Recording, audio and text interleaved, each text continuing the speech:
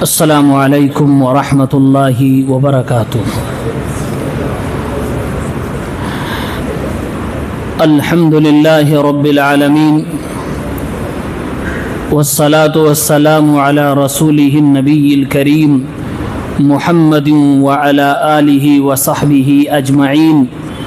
اشہد ان لا الہ الا اللہ وحدہ لا شریک لہ واشہد ان محمدا عبدہ ورسولہ، اما بعد۔ پارہ نمبر 12، اس پارے میں سورہ ہود اور سورہ یوسف کا ابتدائی حصہ غالباً آیت نمبر 53 تک مذکور ہے۔ سورہ ہود میں عمومی طور سے توحید، رسالت، بعث بعد الموت، ان تین عقائد پر فوکس کیا گیا ہے،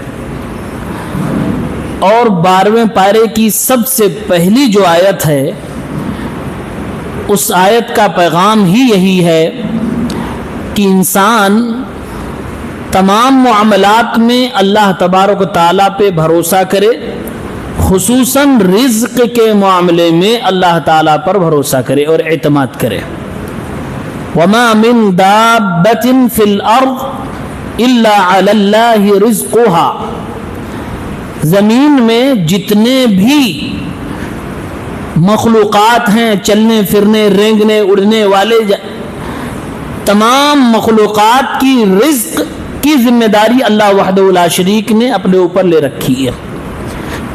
اس آیت سے اس پارے کی ابتدا ہوتی ہے۔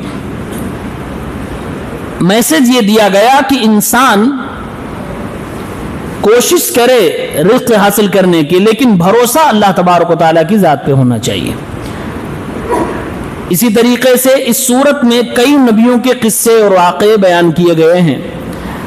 نوح علیہ السلام، ہود علیہ السلام، صالح، ابراہیم، لوط، شعیب، موسیٰ علیہ السلام، ان تمام پیغمبروں کا ان کے قوم سے خطاب کرنا اور ان کا جواب دینا، اور پھر نہ ماننا، پھر اللہ کی طرف سے عذاب آنا، اس طرح کی چیزیں اس سورت کے اندر بیان کی گئی ہیں۔ اور خصوصی طور سے کہا گیا کہ تمام نبیوں نے توحید کی دعوت دی اور شرک سے اپنی قوم کو روکا تھا۔ اسی طریقے سے ایک تیسری اہم چیز جو سورہ ہود کے اندر ذکر کی گئی ہے، اللہ تبارک و تعالیٰ کی سنت، اللہ کا طریقہ کیا رہا ہے پرانی قوموں کے ساتھ میں۔ کہا اللہ تبارک و تعالیٰ ڈھیل دیتا ہے لوگوں کو تو اس سے وہ یہ سمجھ لیتے ہیں کہ اللہ تعالیٰ نے ان کو چھوڑ دیا ہے۔ اللہ کے ڈھیل دینے کو لوگوں نے اللہ رب العالمین عذاب نہیں دے گا ایسا کچھ سمجھ لیا، اللہ کے امہال کو اہمال سمجھ لیا، جبکہ اللہ تبارک و تعالیٰ کا یہ قانون ہے یا اللہ تعالیٰ کی سنت ہے کہ اللہ تعالیٰ آزمانے کے لیے کبھی کبھار ڈھیل دیتا ہے، رسی کے دھاگے کو لمبا کرتا ہے، اس کے بعد اللہ رب العالمین سخت پکڑ کرتا ہے۔ اور اللہ نے یہ بھی بتایا کہ مشکلیں کتنی بھی ہوں، اخیر میں متقیوں کے حق میں رزلٹ آتا ہے۔ ان صورتوں میں ایک اور بھی بہت اہم بات ہے، فَاسْتَقِمْ كَمَا أُمِرْتَ، کہا گیا اے نبی آپ دین پہ ایسے قائم ہو جائیے جیسے آپ کو حکم دیا گیا ہے۔ کیسے حکم دیا گیا؟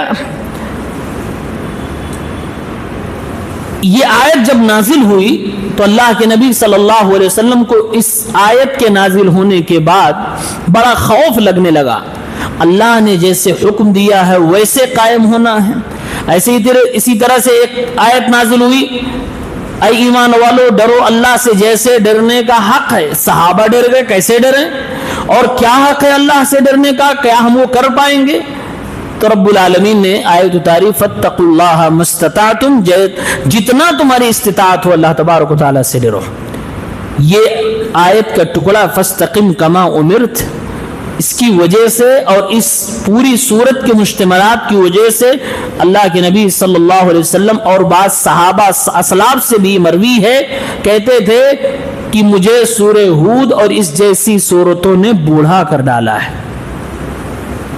اتنے پرانی قوموں کا تذکرہ، ان پر اللہ کا عذاب کا تذکرہ، اس طرح کی چیزیں ذکر کی گئی اس کی وجہ سے. اب آئیے دیکھتے ہیں تفصیلاً سورہ ہود میں سے ایک دو آیتیں لیتے ہیں. سورہ ہود میں اللہ تعالیٰ نے نوح علیہ السلام کی قوم پہ جو عذاب نازل فرمایا تھا اس عذاب کا تفصیلاً ذکر کیا ہے. سب سے پہلے تو اللہ نے حضرت نوح کو بتا دیا کہ یہ آپ کی قوم کے لوگ ایمان نہیں لائیں گے. اللہ کی طرف سے یہ بتا دینا یہ بہت بڑی بات ہے کسی کے بارے میں کہ اب ایمان نہیں لائے گا. اللہ یہ بات کہہ رہا ہے وَأُوحِيَ إِلَى نُوحٍ أَنَّهُ لَن يُؤْمِنَ مِن قَوْمِكَ إِلَّا مَن قَدْ آمَنَ. اے میرے پیغمبر نوح، آپ کی قوم میں ابھی تک جو ایمان لے آئے بس یہی، اس کے آگے کوئی ایمان نہیں لائے گا. لن یؤمن، کبھی ایمان نہیں لائیں گے.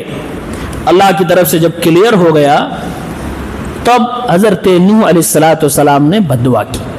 جیسے موسیٰ علیہ السلام نے بد دعا کی تھی، نوح علیہ السلام نے بھی بد دعا کی. اچھا، ایک غور کرنے کی بات ہے، جب اللہ تعالیٰ نے کسی قوم کے بارے میں کہہ دیا کہ یہ ایمان نہیں لائیں گے، وہ قوم نبی کی دشمن ہے. اگر ان میں سے کوئی ایک دکھاوے کے لیے بھی کلمہ پڑھ لیتا تو قرآن کی بات جھوٹی ہو جاتی. لیکن جب اللہ نے کہہ دیا تو توفیق نہیں ملے گی کسی کو ایمان لانے کی. ایسے ہی ابو لہب زندہ ہے، اللہ تعالیٰ نے قرآن میں آیت نازل فرما دی سَيَصْلَى نَارًا ذَاتَ لَهَبٍ، یہ جہنم میں جائے گا، یہ جہنم میں جائے گا، ابھی زندہ ہے وہ. اگر وہ کلمہ پڑھ لیتا کہ میں قرآن کو جھوٹ ثابت کر دوں گا، میں کلمہ پڑھ رہا ہوں، توفیق ہی نہیں ملی اس کو کلمہ پڑھنے کی. ایسے ہی نوح علیہ السلام کے قوم کے لوگوں کے بارے میں اللہ نے فرما دیا لن یؤمن، یہ کبھی ایمان نہیں لائیں گے. وہ زندہ تھے اور یہ باتیں ان پر پہنچی، پھر بھی ایمان لانے کی کسی کو توفیق نہیں ملی ہے. اور اگر لے آتے تو واقعتاً قرآن کی یہ باتیں غلط ہو جاتی. اللہ تبارک و تعالیٰ ہر چیز پہ قدرت رکھنے والا ہے، ان کو توفیق ہی نہیں ملی. اب نوح علیہ السلام نے بد دعا کر دی. اللہ تعالیٰ نے فرمایا اے نوح، آپ کے قوم کی بربادی کا، ہلاکت کا وقت آ گیا. وَاصْنَعِ الْفُلْكَ بِأَعْيُنِنَا وَوَحْيِنَا، میری آنکھوں کے سامنے، میری نگرانی میں، میری گائیڈ لائن کے مطابق کشتی بنائیے. اس آیت میں اللہ تبارک و تعالیٰ کے لیے آنکھ کا ثبوت ہے. کیسے؟ کما یلیق بجلالہ، جیسے اس کی شان کے لائق ہے. اس کی ہم تشبیہ نہیں دے سکتے، یہ نہیں کہہ سکتے کہ مخلوقات کی طرح، نہیں. نہ اس میں ہم تحریف کر سکتے، نہ تعویل کر سکتے، نہ تکییف بیان کر سکتے، نہ تشبیہ دے سکتے ہیں. جیسے اس کی شان کے لائق ہے ویسے اس کی آنکھ ہے. فرمایا میری نگرانی میں آپ کشتی تیار کیجئے. وَلَا تُخَاطِبْنِي فِي الَّذِينَ ظَلَمُوا، اور اے میرے پیغمبر نوح، ظالموں کے بارے میں مجھ سے بات چیت نہ کرنا. انہم مغرقون، یہ سب کے سب ڈوبنے والے ہیں، یعنی ان کے اوپر عذاب آنے والا ہے. نوح علیہ السلام نے کشتی بنا دی. جب کشتی بنا رہے تھے، ظاہر سی بات ہے بڑی لمبی کشتی بنا رہے ہیں. اس وقت جتنی دنیا تھی، دنیا کے تمام لوگوں میں سے ایک ایک جوڑے کو اس میں بٹھانا تھا، مخلوقات کو بھی، پرندوں کو بھی، سب کو بٹھانا تھا. بڑی کشتی بنا رہے تھے. تو یہ جو کفار تھے جو 950 سال سمجھانے کے بعد بھی نہیں مانے تھے، وہ ادھر سے گزرتے تو مذاق کرتے تھے. نوح، یہ کشتی کہاں چلاؤ گے؟ یہ ڈیزرٹ میں چلے گی؟ یہ زمین پہ چلے گی؟ کہاں چلاؤ گے اس کو؟ نوح علیہ السلام کہتے تھے آج میرا مذاق اڑا رہے ہو، وقت آئے گا تمہارا بھی مذاق اڑایا جائے گا. آج ہنسی کر رہے ہو، تم پہ کل ہنسا جائے گا. کیونکہ یہ کفار کو نہیں معلوم تھا کہ عذاب آنے والا ہے. نبی کو اللہ تبارک و تعالیٰ نے فرما دیا اے نبی، یہ سب کے سب ڈوبنے والے ہیں. اب اللہ رب العالمین نے عذاب نازل فرمایا. عذاب بڑا بھیانک آیا، زمین سے پانی، اوپر سے پانی، سیلاب آ گیا۔ کشتی میں سب کو ایک ایک جوڑے بٹھا کر نوح علیہ السلام روانہ ہو گئے، اور طوفان آیا، سیلاب آیا، سب کے سب ڈوب گئے۔ لیکن نوح علیہ السلام کو اللہ نے کہا تھا ظالموں کے بارے میں مجھ سے گفتگو نہ کرنا۔ کشتی چل رہی ہے، ڈوبتے ہوئے لوگوں میں خود کا بیٹا نظر آ گیا۔ اب نوح علیہ السلام کی جو باپ کی محبت ہے، پدری محبت ہے، وہ بھڑک گئی اور اللہ تعالیٰ سے دعا کر بیٹھے، اور اللہ سے کہا کہ اے اللہ، تیرا وعدہ تھا کہ تجھے اور تیرے اہل کو میں بچاؤں گا، یہ میرا بیٹا ڈوب رہا ہے، اس کو بچا لے۔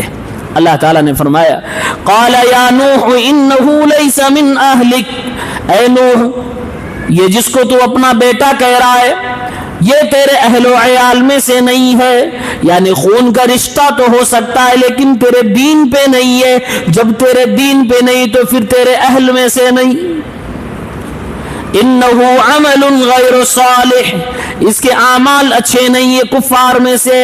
فلا تسألنی ما لیس لک بہ علم، جس چیز کے بارے میں علم نہیں دوبارہ اس کے بارے میں سوال نہ کرنا۔ انی اعظک ان تکون من الجاہلین، یہ میں آپ کو نصیحت کر رہا ہوں ورنہ آپ جاہلوں میں سے ہو جاؤ گے۔ نوح علیہ السلام پھر اللہ سے دعا کرنے لگے، اللہ کی طرف سے ایک طرح سے ڈانٹ تھی۔ قال ربی انی اعوذ بک ان اسألک ما لیس لی بہ علم، اے اللہ دوبارہ ایسا نہیں سوال کروں گا جس کے بارے میں مجھے علم نہ ہو۔ وَإِلَّا تَغْفِرَ لِي وَتَرْحَمْنِي أَكُن مِّنَ الْخَاسِرِينَ، اگر تو نے معاف نہ کیا، رحم نہ کیا تو میں خسارہ اٹھانے والوں میں سے ہو جاؤں گا، یعنی آئندہ نہیں کروں گا۔ توبہ کی شرطوں میں سے ایک شرط اور مجھے شرمندگی ہے، اگر تو معاف نہ کیا تو میں خسارہ اٹھانے والوں میں سے ہو جاؤں گا۔ اللہ تبارک و تعالیٰ نے ان کو معاف فرما دیا۔ سگے بیٹے کے بارے میں سوال کیا، اللہ تعالیٰ نے فرمایا کہ آپ کے اہل میں سے نہیں۔ اس کا کیا مطلب ہوا؟ اس کا مطلب یہ ہوا کہ خون کا رشتہ اور دین کا رشتہ اگر دونوں دو طرف آ جائے، ورسز ہو جائے، تو دین کے رشتے کو مضبوطی حاصل ہوگی۔ ہاں اگر خونی رشتے کے ساتھ ساتھ دینی رشتہ بھی ہو تو یہ صرف دینی رشتے سے زیادہ مضبوط ہو جاتا ہے۔ جیسے کہ کل یا پرسوں کے درس میں نے بتایا تھا کہ سگا بھائی بھی ہو، ایمان والا بھی ہو، تو وہ وراثت کا حقدار ہوگا۔ جو صرف ایمان والا ہے، سگا بھائی نہیں ہے، وہ وراثت کا حقدار نہیں ہوگا۔ اسی لیے دین کے رشتے کو اسلام نے بلند کیا ہے بنسبت صرف خونی رشتے کے۔ جو دیندار نہیں ہے، جو مسلمان نہیں ہے، کافر ہے لیکن بھائی ہے، اور ایک مسلمان ہے بھائی نہیں، اسلام نے کہا یہ تمہارا بھائی ہے۔ اسی لیے اسلام نے کہا گیا ہے لا یرث المسلم الکافر، کہ کوئی بھی مسلمان کافر کا وارث نہیں بن سکتا، ولا یرث الکافر المسلم، اور نہ کوئی کافر کسی مسلمان کا وارث بن سکتا۔ نہیں سمجھے؟ کوئی بیٹا ہے مسلمان ہے، اس کا باپ کروڑ پتی، اپنے باپ کی جائیداد میں وراثت نہیں لے سکتا۔ وہ کوئی باپ بہت غریب ہے، بیٹا بہت مالدار ہے، لیکن بیٹا کافر ہے اور باپ مسلمان ہے، تو اس باپ کو اپنے بیٹے کی جائیداد میں سے بطور وراثت کچھ بھی لینا جائز نہیں ہے۔ یہ بھی بہت بڑی آزمائش ہے۔ اسلام نے اس قانون کے اعتبار سے گویا میسج دیا کہ دین کے جو بھائی ہیں وہ واقعتاً بہت مقام و مرتبہ رکھتے ہیں جو صرف خون کے بھائی ہیں۔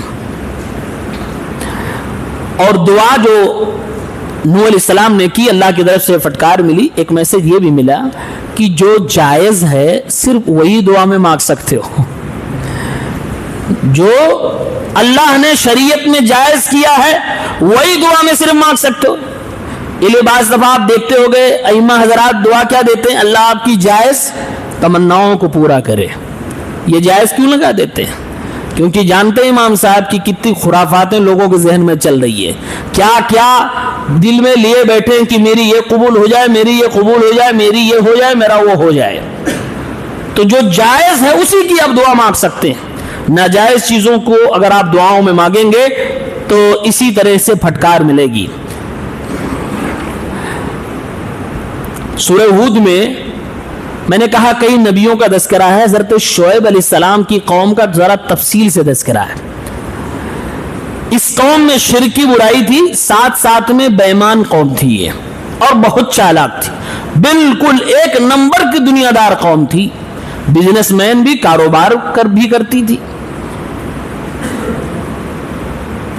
شعیب علیہ السلام جب اس قوم پر نبی بن کے آ گئے تو دیکھا شرک کر رہے ہیں، شرک سے روکا، دیکھا یہ بے ایمانی بھی کر رہے ہیں، یعنی اللہ کے حق میں بھی ڈنڈی مار رہے ہیں، بندوں کے حق میں بھی ڈنڈی مار رہے ہیں، یہ حقوق اللہ اور حقوق العباد دونوں میں گڑبڑ ہے۔ سمجھانا شروع کر دیا۔ وَإِلَى مَدْيَنَ أَخَاهُمْ شُعَيْبًا، اہل مدین کی طرف ان کے بھائی شعیب علیہ السلام کو رسول بنا کر بھیج دیا گیا۔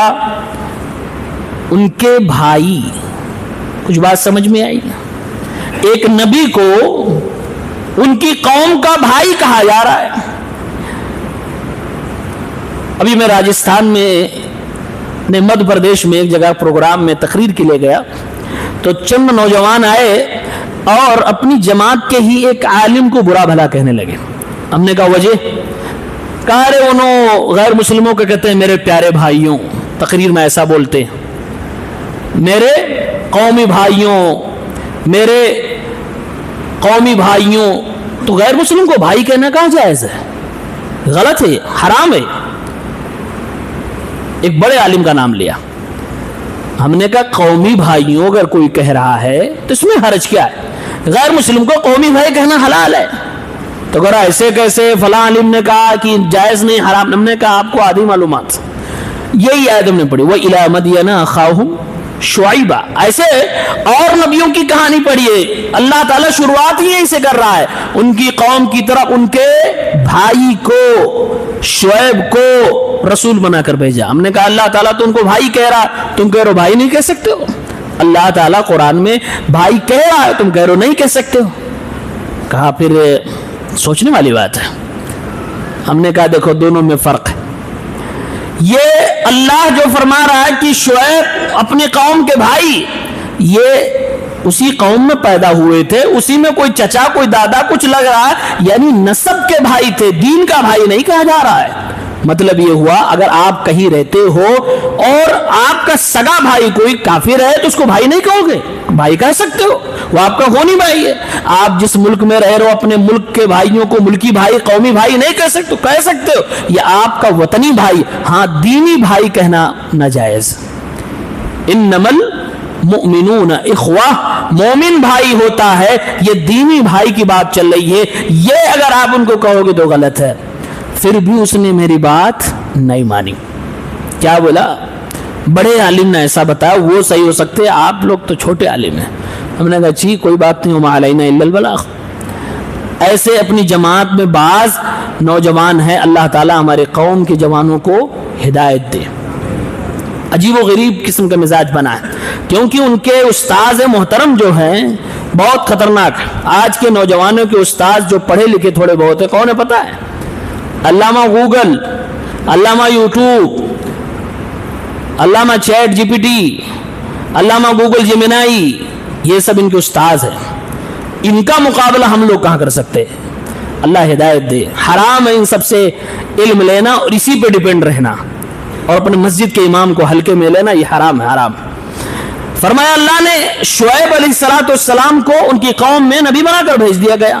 قال یا قوم اعبدوا اللہ ما لکم من الہ غیرہ، اے میری قوم کے لوگوں ایک اللہ کی عبادت کرو، اس اللہ کے علاوہ کوئی بھی معبود برحق نہیں ہے۔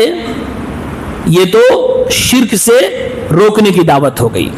بعض لوگ کہتے نہیں کہ ہر جگہ شرک کے خلاف بولنا ٹھیک نہیں ہے، ہر جگہ توحید کی دعوت دینا ٹھیک نہیں۔ دیکھو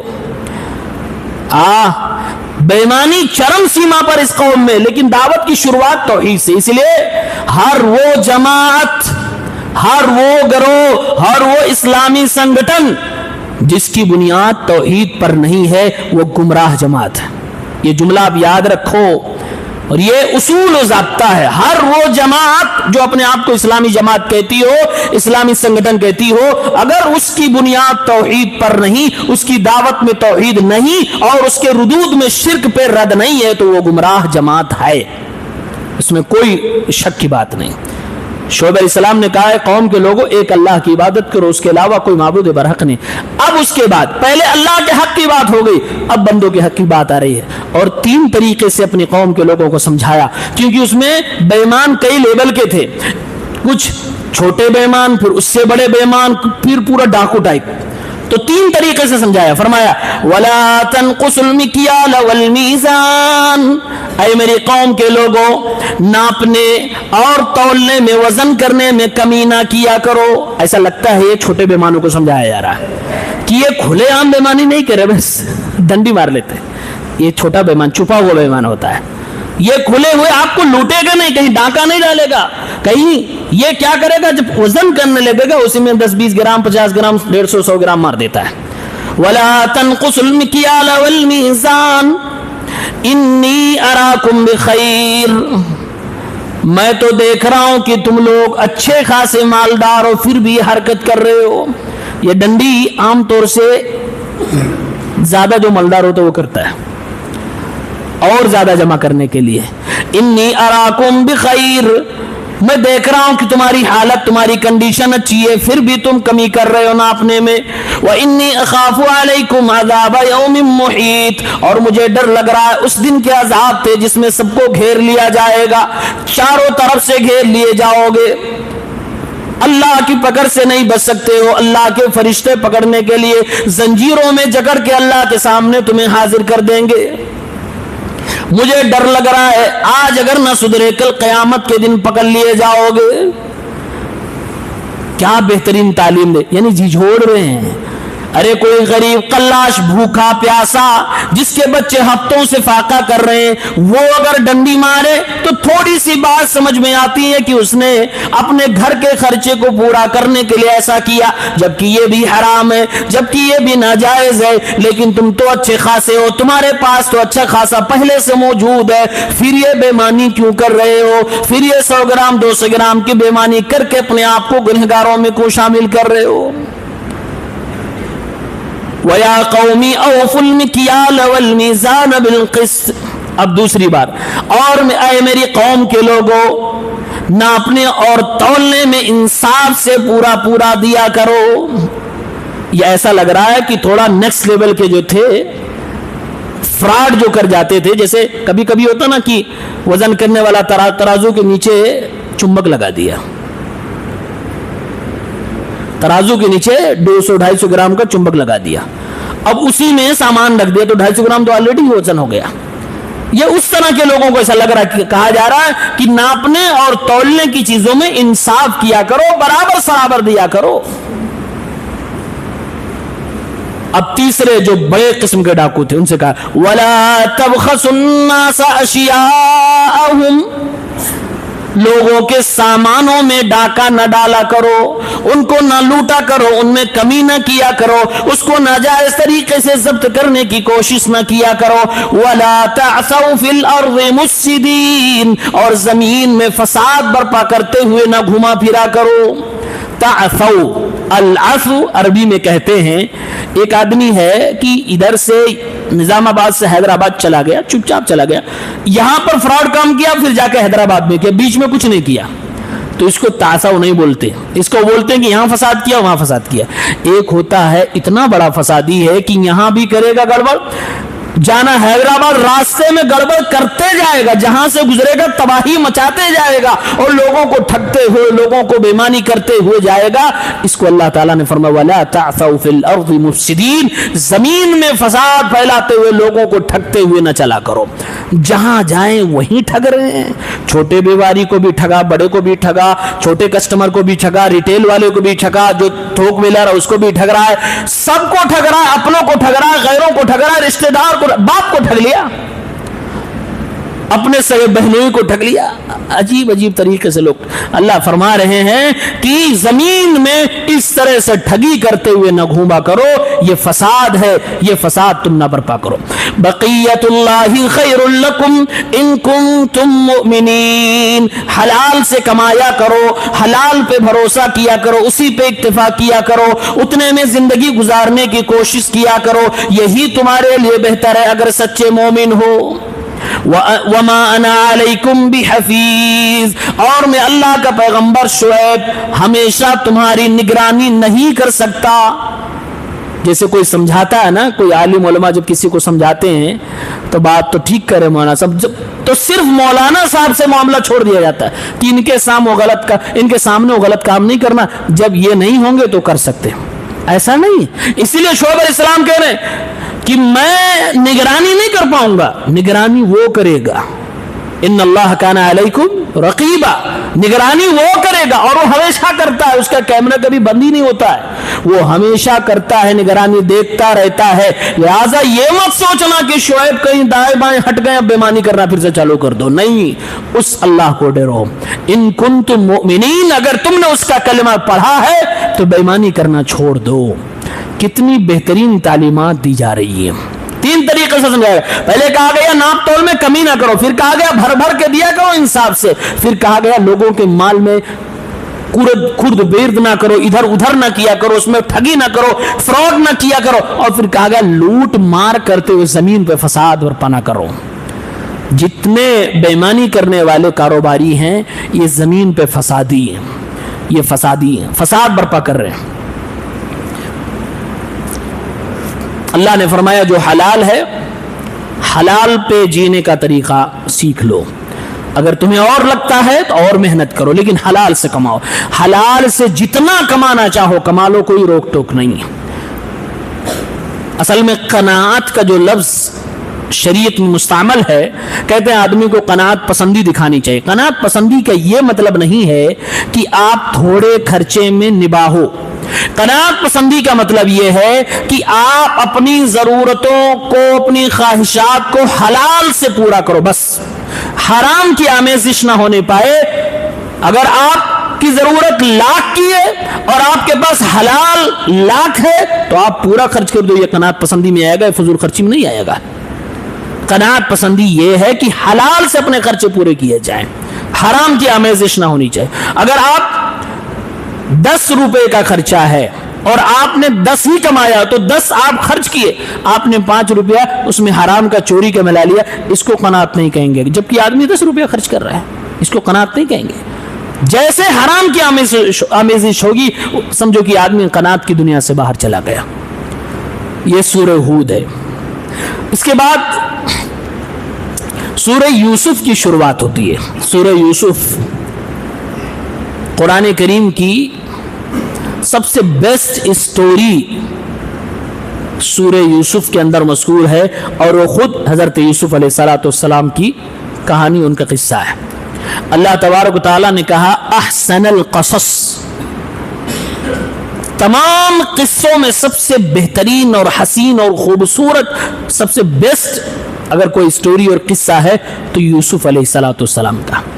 اور میرا ایسا ماننا ہے کہ موجودہ دور میں جتنے ینگ ورلڈ ہے، نوجوان لڑکے اور لڑکیاں ہیں، سورہ یوسف کی تفسیر مکمل طریقے سے ورکشاپ میں پڑھانی چاہیے ان کو۔ یہ موجودہ زمانے کے اعتبار سے بڑی معنی خیز سورہ ہے، بڑی عبرتیں، بڑی نصیحتیں۔ اس کو سب سے بہترین اسٹوری کیوں کہا گیا؟ کیونکہ اس کے اندر مختلف طرح کے فتنوں کا تذکرہ ہے، اور اس میں اچھے اور برے لوگ کیسے انوالو ہوتے ہیں، کیسے بچتے ہیں، اس کا ذکر ہے۔ اس اسٹوری کو جو پریزنٹ کرنے کا طریقہ ہے اللہ تبارک و تعالیٰ کا، وہ طریقہ بڑا نرالا ہے۔ کہانی کیسی ہے ہم اور آپ ابھی آگے دیکھیں گے۔ ایک عورت بڑے گھرانے کی ایک خوبصورت لڑکے کو بہکاتی ہے۔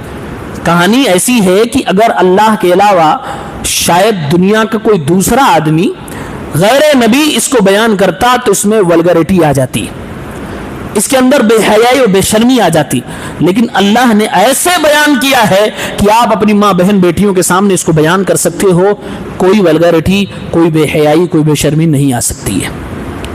بیان کرنے کا انداز بڑا نرالا ہے قرآن کا، اور اللہ تعالیٰ نے اس کہانی کو سب سے بہترین کہانی اس لیے بھی کہا ہے کیونکہ کہانی کی شروعات جہاں سے ہوتی ہے اور پورے اینڈ تک آپ جڑے رہیں گے, کنیکٹ رہیں گے, پھر لاسٹ میں جو شروع میں مظلوم ہے, لاسٹ میں جا کر اللہ تبارک و تعالیٰ اس کو انصاف دلاتا ہے اور اس کی جیت ہو جاتی ہے.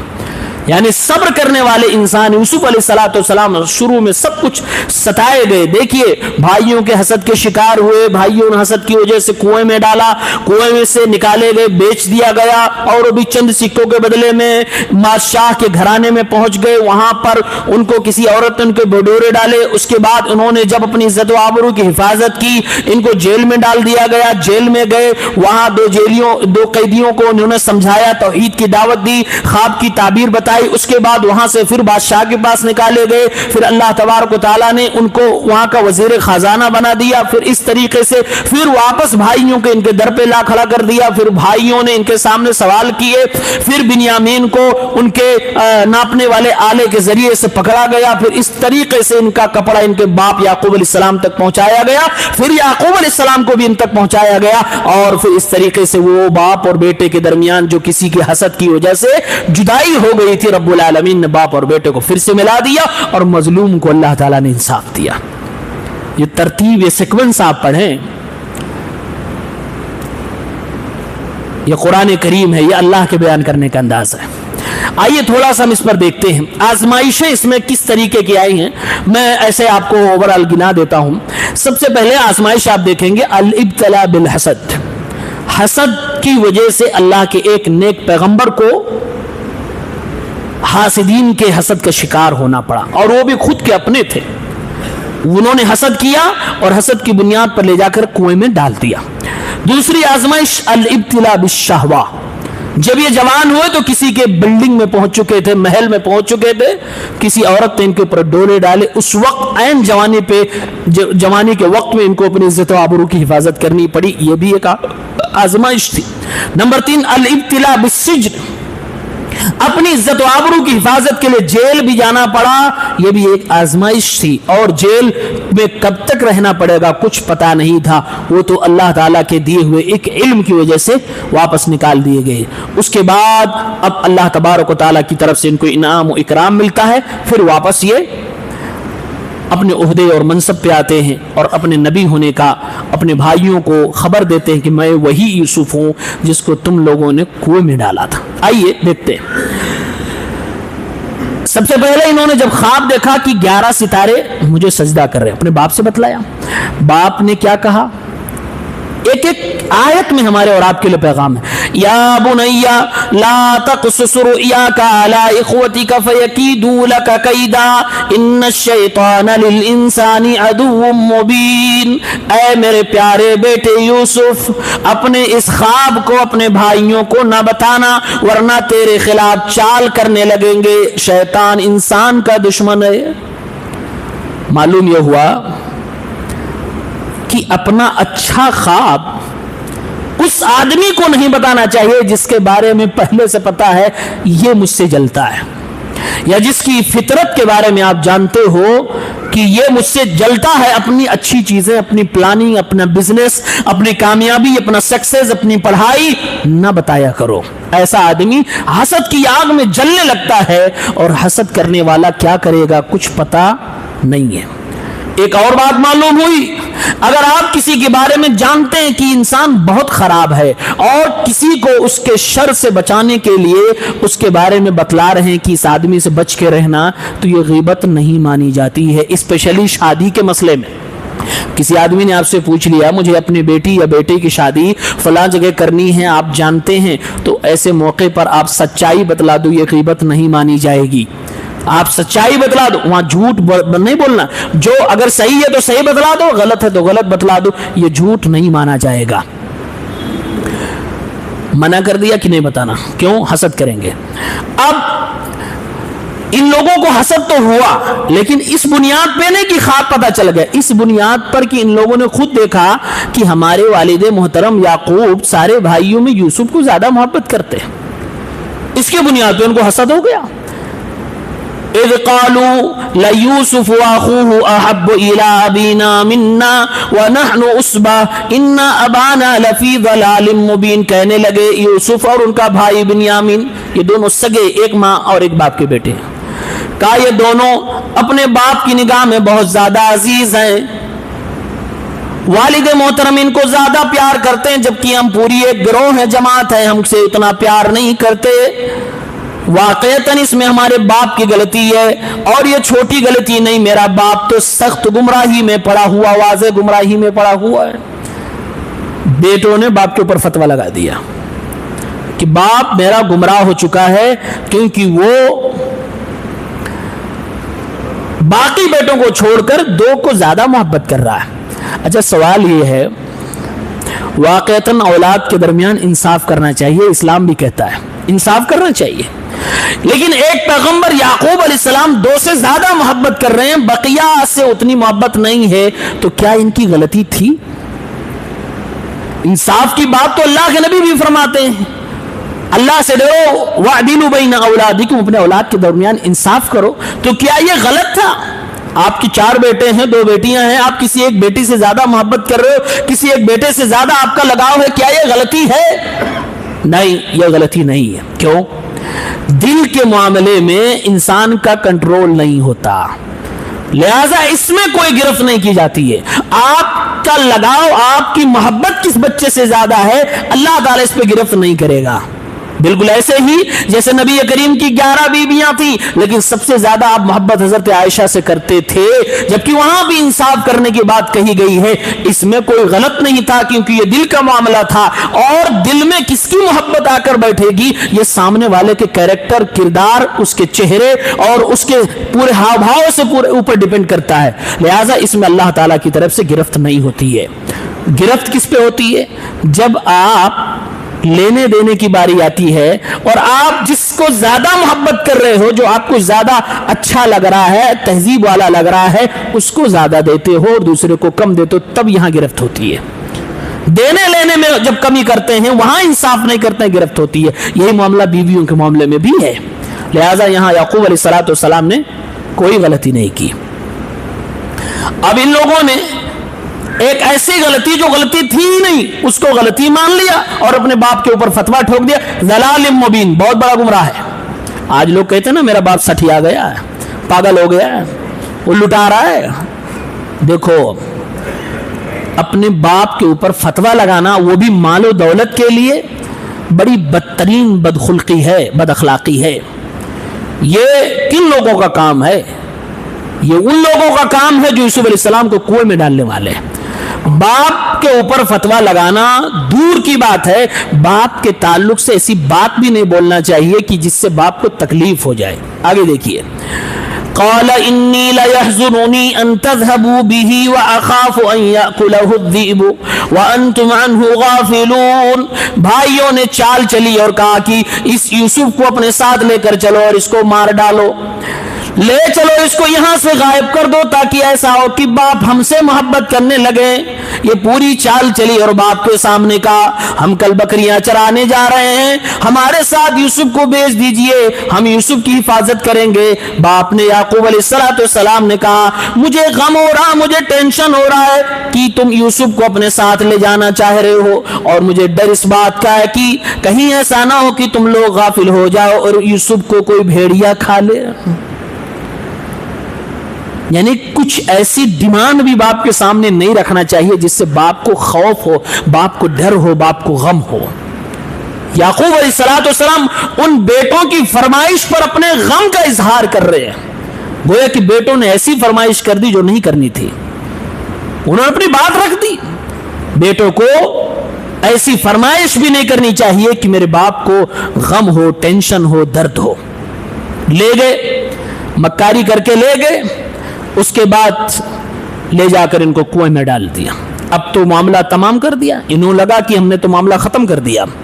اب واپس گھر جا کے باپ کو فیس کیسے کریں گے؟ یہ مکار چہرہ، یہ جھوٹوں والا چہرہ کیسے بتائیں گے کہ ان کو بھیڑیا کھا گیا؟ باپ کو پہلے سے جو ڈر تھا اسی کو آئیڈیا سمجھ لیا، اور اس کے بعد بھیڑیے والی کہانی بنا لی، اور یعقوب علیہ السلام کے پاس شام کے وقت آئے۔ دیکھو، ہر مکار آدمی ہمیشہ چہرہ چھپا کے آتا ہے، رات میں اسی لیے آئے لوگ کہ چہرے کا ایکسپریشن پتہ نہ چلے. جب جھوٹ بول رہے ہوں گے تو باپ کو اندازہ نہ ہو, ہمارا چہرہ جو ہمارے خلاف گواہی دے رہا ہو وہ چہرہ پکڑ نہ پائے باپ. وَجَاءُوا أَبَاهُمْ عِشَاءً يَبْكُونَ, روتے ہوئے اپنے باپ کے پاس آئے شام کے وقت.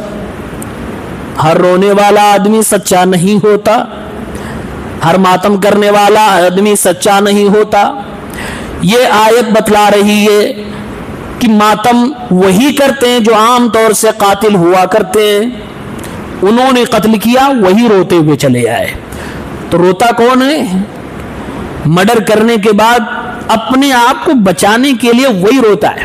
یہ قرآن کی آیت سے ثابت ہے, وہی ماتم کرتا ہے.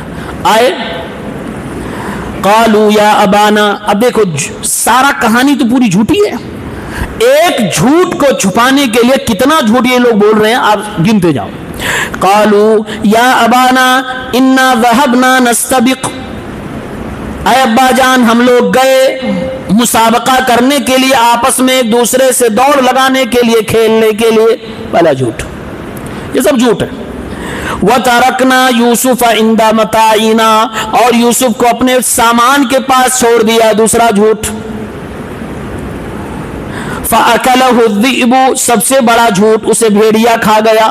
وَمَا أَنْتَ بِمُؤْمِنٍ لَنَا, آپ ہمارے اوپر یقین نہیں کریں گے. یہ بات صحیح تھی کہ آپ ہمارے اوپر بھروسہ نہیں. دیکھو جھوٹا آدمی جب ٹریننگ کر کے پوری اسکرپٹ لکھ کے آئے گا تو یہ بھی بولتا ہے مجھے پتا ہے آپ میرے اوپر بھروسہ نہیں کریں گے. یہ ایسا کبھی کبھی آدمی جانتے ہو کیوں بولتا ہے؟ تاکہ آپ بھروسہ کر لو. ایکچوئل میں وہ بدماش ہوتا ہے, ایکچوئل میں مکار ہوتا ہے. جھوٹ بول رہے ہیں, پوری کہانی اسکرپٹڈ ہے. کہہ رہے بھیڑیا کھا لیا, اور پھر آخر میں کہہ رہے مجھے پتا ہے کہ آپ ہمارے اوپر بھروسہ نہیں کریں گے. وَلَوْ كُنَّا صَادِقِينَ, گرچہ ہم لوگ سچ بول رہے ہوں, جبکہ ایک نمبر کے جھوٹے تھے, جھوٹ بول رہے تھے. وَجَاءُوا عَلَىٰ قَمِيصِهِ بِدَمٍ كَذِبٍ, ہم لوگ جو بات بول رہے ہیں ابا صحیح ہے, دیکھو یہ پروف. کرتا اتار کے لائے تھے بھیڑیے کا خون لگا کے, جھوٹا خون. اللہ نے کہا بِدَمٍ كَذِبٍ, جھوٹا خون. یوسف کا خون تھا ہی نہیں. ایک سچ کو چھپانے کے لیے کتنا جھوٹ ان لوگوں نے بولا. یہ تو شارٹ میں اسٹوری اللہ تعالیٰ نے بتائی ہے, کتنا جھوٹ بولا ہے. اور کس سے جھوٹ بولا؟ اپنے باپ سے. اللہ اکبر. یعقوب علیہ السلام اللہ کے نبی تھے. اپنی اولاد کا مارا ہوا انسان ہار جاتا ہے. اولاد اگر بگڑ جائے تو پھر باپ کے لیے اس سے زیادہ تکلیف کی بات کچھ نہیں ہو سکتی. اور باپ کو جب یہ ڈاؤٹ ہو جائے یہ جس سے انگلیاں پکڑ کے میں نے چلائی ہے آج یہ مجھے بیوقوف بنا رہا ہے, اور باپ کو پتا چل جائے, کسی طرح سے شک ہو جائے کہ یہ مجھ سے چیٹ کر رہا ہے, آپ ذرا اندازہ کرو اس باپ کو کتنا برا لگے گا. انہوں نے درد کو محسوس کیا, کوئی جواب نہ دیا, بلکہ کہنے لگے فَصَبْرٌ جَمِيلٌ, میں صبر کروں گا, اچھی طرح سے صبر کروں گا. وَاللَّهُ الْمُسْتَعَانُ عَلَى مَا تَصِفُونَ, اور جو کچھ کہانی تم بتلا رہے ہو, جو کچھ اسٹوری تم لوگ بتا رہے ہو, اللہ تعالی اس پہ مدد کرنے والا ہے. ہم اس معاملے میں اللہ سے مدد کے طلبگار ہیں. یعنی کہ تمہاری کہانی سچی کہ جھوٹی, تم لوگ کیا کہہ رہے ہو, کیا کیا سنا رہے ہو, یہ تو ناقابل برداشت ہے, لیکن اس معاملے میں ہم اللہ رب العالمین سے مدد طلب کرتے ہیں. جب یہ سارا معاملہ یعقوب علیہ السلام نے اللہ کے حوالے کر دیا, پھر آگے چل کے حضرت یعقوب کہتے ہیں کہ میں اللہ تبارک و تعالی سے اپنا شکوہ کر رہا ہوں. انما اشکو بثی و حزنی الی اللہ. ایک بار آدمی کہہ رہا ہے کہ میں صبر کر رہا ہوں اور میں اللہ سے مدد طلب کر رہا ہوں, اور دوسری بار کہہ رہا ہے میں اللہ تعالیٰ سے شکوہ کر رہا ہوں. کیا صبر کرنے والا آدمی شکایت کر سکتا ہے؟ جواب جی ہاں. صبر کرنے والا آدمی جب دنیا والوں سے شکایت کرے گا, دنیا والوں سے گہار لگائے گا, تو کہیں گے صبر نہیں کر رہا ہے. صبر کرنے والا آدمی جب اللہ سے شکایت کرے گا, اس کے صبر پہ ذرہ برابر فرق نہیں پڑے گا. وہ صبر میں ہے, وہ اللہ سے شکایت کر رہا ہے, اس میں کوئی فرق نہیں, وہ صبر کر رہا ہے لیکن شکایت اللہ سے کر. جب بندوں سے وہ شکایتیں کرتا, بندوں کے در در پہ جاتا اور پھر کہتا نہیں میں نے تو اللہ کے حوالے کر دیا, میں صبر کر رہا ہوں, تو کہتے نہیں آپ صبر نہیں کر رہے ہو, آپ شکایتیں کر رہے ہو. لیکن جب اللہ تبارک و تعالیٰ سے آدمی شکایتیں کرتا ہے تو وہ صبر مانا جاتا ہے. اب یوسف علیہ السلام کنویں میں ڈال دیے گئے, بھائی لوگ آ گئے, اسکرپٹڈ کہانی باپ کو سنا دی, اور باپ نے اللہ تبارک و تعالیٰ کے حوالے قصہ چھوڑ دیا, لیکن درد کے مارے روتے رہے. اب ادھر یوسف علیہ السلام کو پانی کے بہانے کچھ لوگوں نے ان کو پا لیا, اور اس کے بعد دیکھا بڑا خوبصورت بچہ ہے, لیکن کریں گے کیا, نون بچہ لاؤ اس کو بیچ دیتے. وَشَرَوْهُ بِثَمَنٍ بَخْسٍ دَرَاهِمَ مَعْدُودَةٍ, چند سکوں کے بدلے میں یوسف علیہ السلام جیسے حسین و جمیل خوبصورت بچے کو, معصوم بچے کو بیچ ڈالا.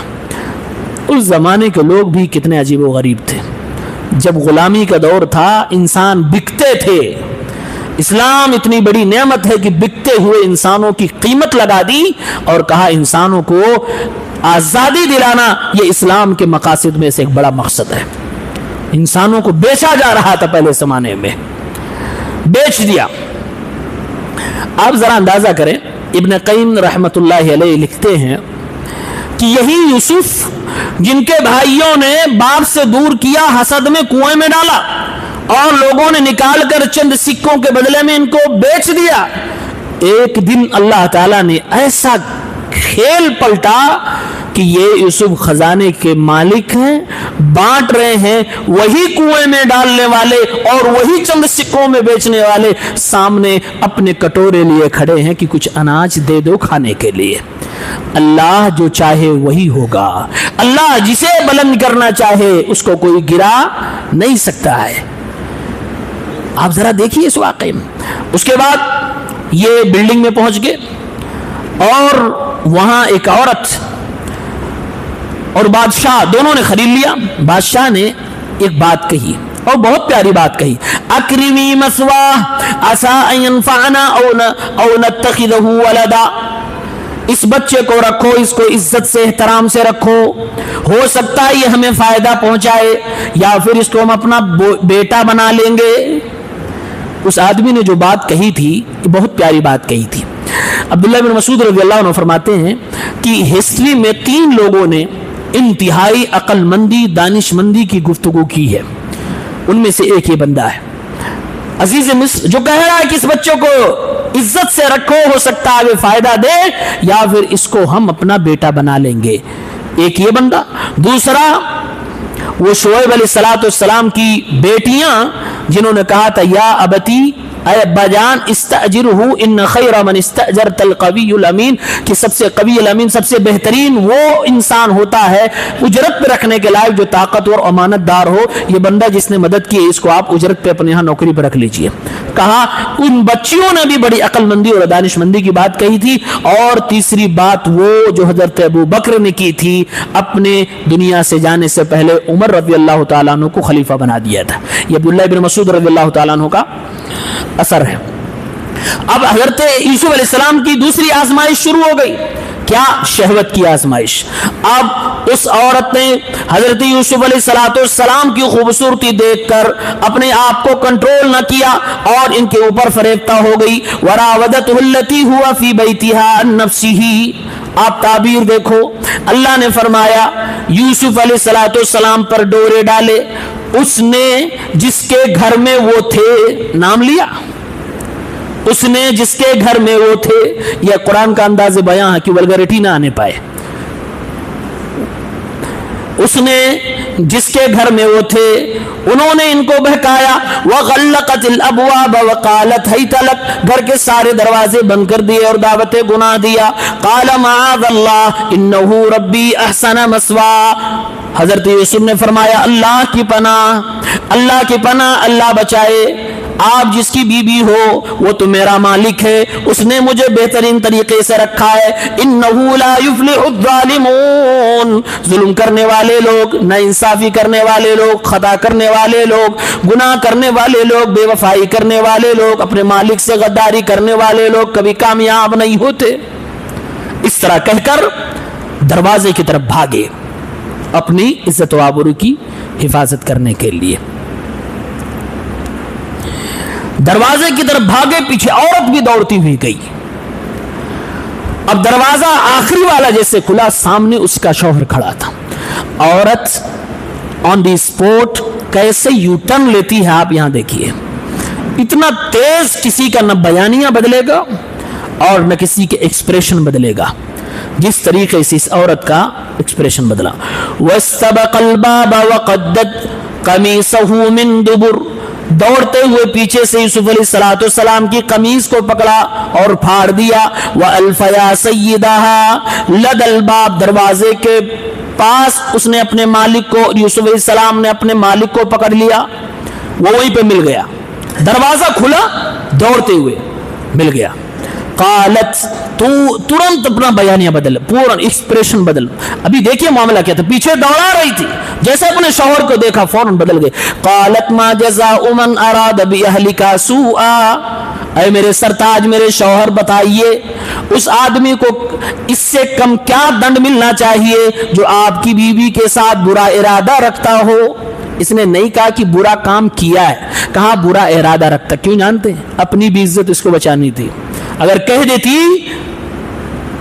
کہ برا کام جس نے آپ کی بیوی کے ساتھ کر دیا، بلاತ್ಕಾರ کر دیا، اس کی سزا اس سے کم کیا ہو سکتی ہے، تو اس کی بھی عزت تو تار تار ہو جاتی ہے. وہ اپنے آپ میں اپنی عزت بچانا چاہ رہی تھی، صرف ان کو دنڈنیہ کرنا چاہتی تھی. اس لیے کہا آپ کی بیوی کے ساتھ جو برا ارادہ رکھتا ہو، دردناک عذاب یا جیل سے کم کیا سزا ہو سکتی ہے. اس زمانے میں جیل کتنی خطرناک چیز تھی آپ اندازہ کریں. جیل یا پھر دردناک سزا، دونوں کو ایک طرح کا سمجھا گیا ہے. آج بہت سارے لوگوں کے لیے جیل آنا جانا آسان ہے، نہیں، جیل بہت خطرناک سزا ہے، بہت خطرناک سزا ہے. اب یوسف علیہ السلام فوراً حیران، شوق، دیکھو ابھی کیا کر رہی تھی، بند دروازوں کے پیچھے مجھے بھڑکا رہی تھی، مجھے ورگلا رہی تھی، مجھے دعوت گناہ دے رہی تھی، مجھے ڈرا رہی تھی، دھمکا رہی تھی. اپنے شوہر کے سامنے اپنا اسٹیٹمنٹ بدل دیا، ایکسپریشن بدل گئے، سارے جذبات بدل، سب کچھ بالکل 100% بدل. اتنی تیزی سے ٹرن لے لیا. شوق، فوراً اپنے ڈیفنس میں آ گئے اور کہا قال ہی راودتنی عن نفسی، اے میرے مالک، اے میرے مالک، انہوں نے ہی مجھے بھڑکایا، ورگلایا، میری طرف سے کوئی غلطی نہیں. وَشَهِدَ شَاهِدٌ مِّنْ أَهْلِهَا، اور انہی کی قریبیوں میں سے کسی ایک بچے کو لاؤ، اس سے گواہی لے لی جائے. یوسف علیہ السلام پر جیسے اس عورت نے الزام لگایا کہ آپ کے گھر والی کے ساتھ ان کی نیت خراب تھی، جیل یا پھر دردناک عذاب. اب اس کے بعد قرآن کی آیتیں پڑھتے جائیے. کئی جگہوں پر کئی انداز میں اللہ تبارک و تعالیٰ نے حضرت یوسف کی پاکیزگی کو بیان کیا. دیکھیے یوسف علیہ السلام کا پہلا جملہ، ہی راودتنی عن نفسی، اس نے مجھے بہکایا ہے، یہ ان کے ڈیفنس میں ان کی پاکیزگی کو بیان کر رہا. دوسری بات، جب انہوں نے بیان دے دیا تو خود کے شوہر نے، اس نے کہا انہو من کیدکن، یہ تمہاری چال میں سے، اپنی بیوی سے کہہ رہا ہے کیونکہ اپنی بیوی سے واقف تھا، شاید اس کو معلوم رہا ہو کہ میری بیوی ادھر ادھر لچک پچک کرنے والی ہے. کہا انہو من کیدکن، یہ تمہاری اپنی چال میں سے ہے. انکی کنت من الخاطئین، خطا کار تو ہی ہے، غلطی کرنے والی تو ہی ہے، اللہ سے استغفار کر. یہ ساری باتیں اللہ تعالیٰ نے اس لیے بیان کی کہ کوئی اپنے دماغ میں یہ نہ سوچ لے سیدنا یوسف علیہ السلام ذرہ برابر نیت اور ارادے کے اعتبار سے بھی گڑبڑ تھے، کچھ بھی نہیں گڑبڑ تھے. پھر اس کے بعد کہا گیا وَشَهِدَ شَاهِدٌ مِّنْ أَهْلِهَا، عورت کے قریبیوں میں سے کوئی بچہ گواہی دے گا، یہ بھی ان کی پاک بازگی کی دلیل ہے. اس کے بعد کہا كَذَلِكَ لِنَصْرِفَ عَنْهُ السُّوءَ وَالْفَحْشَاءَ إِنَّهُ مِنْ عِبَادِنَا الْمُخْلَصِينَ. ہم اسی طریقے سے یوسف کو برائیوں اور بے حیائیوں سے بچا رہے تھے کیونکہ یوسف ہمارے نیک اور پرہیزگار مخلص بندوں میں سے تھے. اس کے بعد یہی عورت شہر کے ساری عورتوں کو جب معلوم ہو گیا کہ اپنے غلام پر ہی اس نے ہاتھ صاف کرنے کی کوشش کی، ساری شہر کی عورتیں اس کو لان تان کرنے لگی، برا بھلا کہنے لگی. یہ اپنے اس گناہ کی جسٹیفیکیشن کے لیے ساری عورتوں کو ایک جگہ جمع کرتی ہے، پھل کاٹنے کے لیے دیتی ہے، ہاتھ میں چھری دیتی ہے، یوسف علیہ السلام کو وہاں سے گزارتی ہے.